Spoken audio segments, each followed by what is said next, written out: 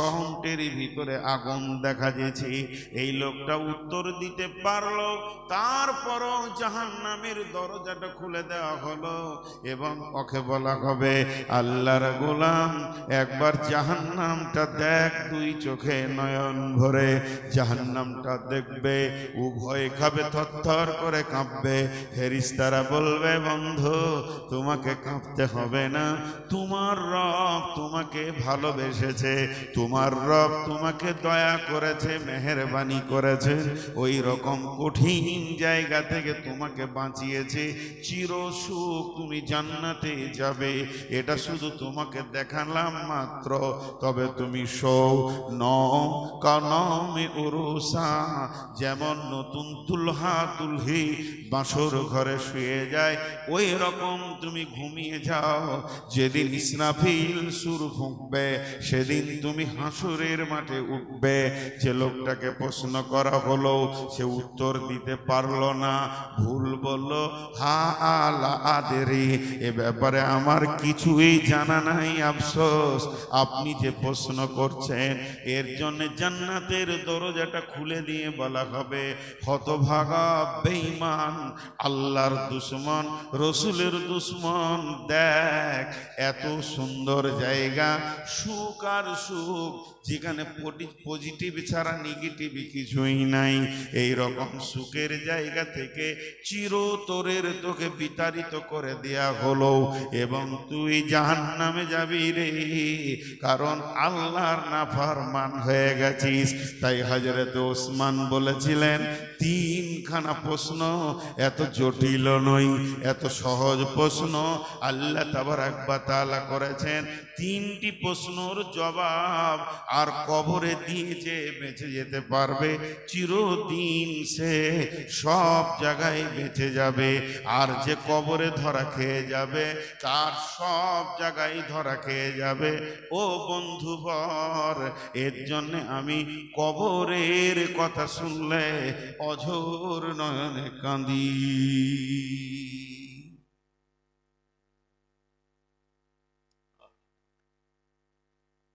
ওই পাঁচটা যে ছাগল আছে না, ভেড়া আছে, দাঁড়িয়ে আছে,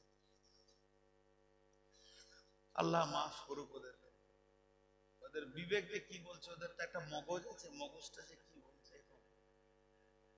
একজনের মগজ বললে তুই পালা, তুই সুসুর করে রাস্তা ধরে, ওর মাথাটা ভালোই বলেছে যে তুই কেটে পড়, তুই কাটলে কবর থেকেও বেঁচে যাবি, এর নাম কবর। আমি দাঁড়িয়ে থাকা লোক যতক্ষণ থাকবে আমি এরকম বলতে থাকবো, আমি দাঁড়িয়ে থাকা লোক দেখতে পারি না।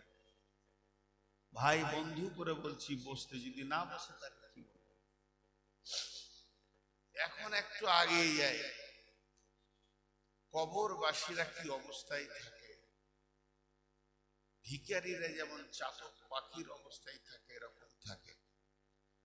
বীরভূম জেলাতে একটা গোরস্থানে তিনটে লাইন লেখা আছে, কে যে লিখেছে, তার ব্রেন কত সুন্দর। কি লিখেছে জানেন?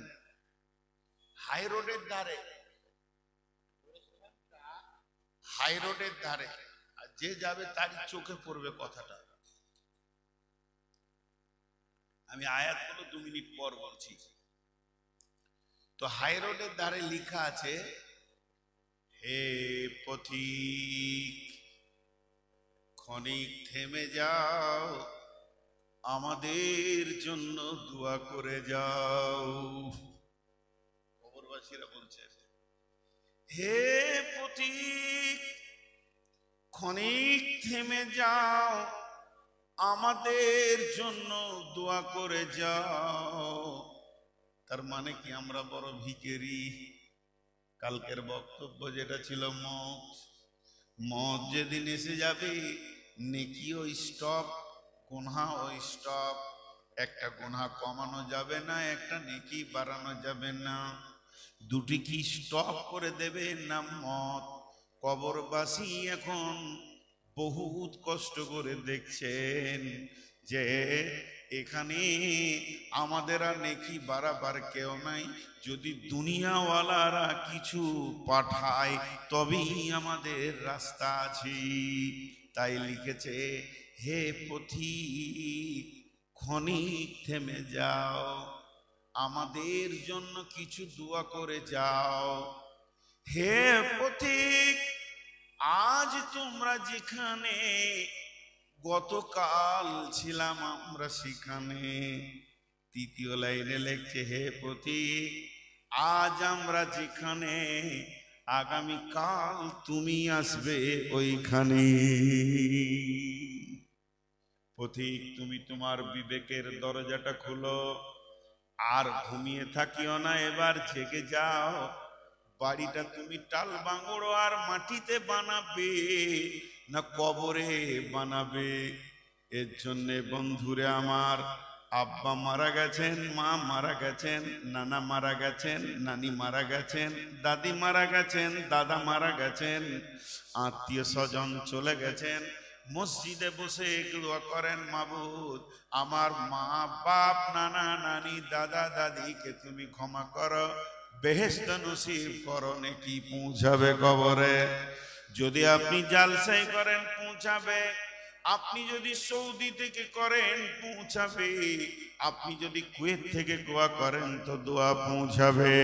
আপনাকে এর জন্যে কবরের পাশে গিয়ে বলতে হবে না। কবরের পাশে বললে যতটা পরিমাণে মা বাপ পাবে, আপনি দূরে থেকেও বললে অতটাই পাবে। তারপরও বিশ্বনবী বলছেন, পারলে মাঝে মাঝে কবরকে জিয়ারত করিও। ইবাদতে যদি মন না বসে, পৃথিবীকে যদি তেতো না লাগে, আখেরাতকে যদি মিষ্টি না লাগে, দিল যদি পাষাণ হয়ে যায়, ইবাদতে যদি মন না লাগে, দিল যদি পাষাণ হয়ে যায়, আখেরাতকে যদি ভালো না লাগে, পৃথিবীটা যদি মিষ্টি লাগে, পৃথিবীটা যদি তেতো না হয়, মাঝে মাঝে গোরস্থানে যেও। টাকা আছে তুমি হজ করো, উমরা করো, দেশ বিদেশ ভ্রমণ করো। কোরআন বলেছেন, সিরু ফিল আরদি কাইফা কানা আকিবাতুল মুকাজ্জিবিন।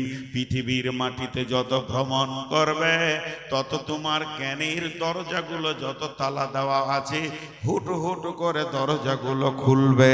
কিন্তু যদি আখিরাতের চেতনা নিতে হয়, মাঝে মাঝে গোরস্থানে গিয়ে চোখের পানিতে দাঁড়িয়ে দাঁড়িয়ে দেখবে তারা কিভাবে শুয়ে আছে।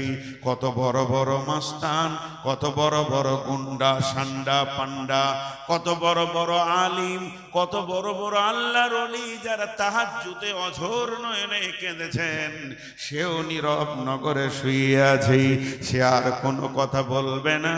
মাটির ওই কবর গৃহে শোয়ায়ে দিলাম যারে, ডাকলেও শত কেউ কখনো আসবে না। মাটির বিছানা ছেড়ে, মাটির ওই কবর গৃহে শোয়ায়ে দিলাম যারে। নবী রাসূল সাহাবা ইমাম আল্লাহর ওলি যত আছেন শুইয়া কবর গৃহে, লক্ষ কোটি শত ডাকলে কত কেউ কখনো আসবে না। হায় মাটির বিছানা ছেড়ে, মাটির কবর গৃহে শোয়ায়ে দিলাম যারে। আমি আমার কথা আপনাদেরকে বলতে চাইছি না, ভালোবাসার খাতিরে বেরিয়ে যাচ্ছে। কখনো কখনো গভীর রাতে একবার যাবেন গোরস্থানে। অনেকে ভয় করে, ভয় করার কিছু নাই। দেখবেন দেখবেন হযরত উমর রাতে ডুকরে কাঁদতেন বাচ্চা ছেলের মতো। আমি একটা আমল আপনাদেরকে দিলাম, গভীর রাতে উঠবেন, গোরস্থানের পাশে চুপ করে 10-20 মিনিট দাঁড়িয়ে থাকবেন। এর আমল রাসূলের ছিল, উনি করেছেন। জি, আম্মা জান আয়েশা বলছেন, কখনো কখনো আমি বিছানায় নবীজিকে পেতাম না। কই আমার মেহবুব কই, আমার ভালোবাসা কই, বিছানাটা কেন খালি? আমি ছোট মেয়ে, আমার মন ছোট, আমি ছোট মনে মনে মনে ভাবতাম তাহলে আমার ঘরে পালা আছে, মনে হয় অন্য সতীনের ঘর চলে গেল নাকি। আম্মা জান আয়েশা বলেন, একদিন আমি ঘুমের ভান করে পড়ে আছি, আজ রসুলকে ধরবো, আজকে রসুল ধরা খেয়ে যাবে। দেখলাম গভীর রাত্রিতে নবীজি উঠলেন, উঠার পরে তিনি দোয়া পড়তেন, এইভাবে হাতে হাত মলতেন, তারপরে মুখে নিতেন।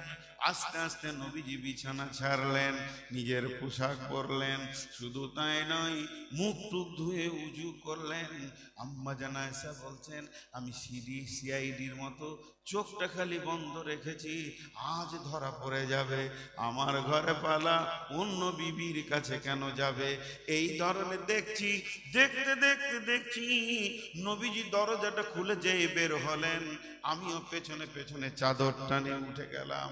বিশ্ব নবী কোথাও গেলেন না, মসজিদের বাম সাইডে 10,000 শহীদ শুয়ে আছে গারকুল বাকি।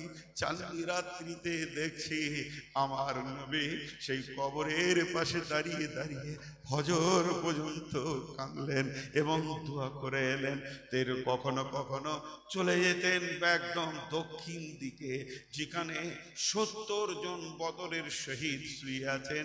বিশ্বনবী কখনো কখনো রাত্রিবেলায় জিয়ারত করে নিতেন। আমরা কবরকে ভুলেছি, কবরের স্বাদকে ভুলেছি। কবর বলে, এ আমার কাছে এসে দেখো আছে কত মজা, শান্তি পাবে সৎ আমলে, নইলে পাবে সাজা। বিশ্বনবী বলেছেন, কবর একটা জান্নাতের টুকরো কিংবা জাহান্নামের সুলঙ্গ পথ, এর নাম কবর। বারবার কবরের ব্যাপারে আল্লাহর নবী হুঁশিয়ারি দিয়েছে।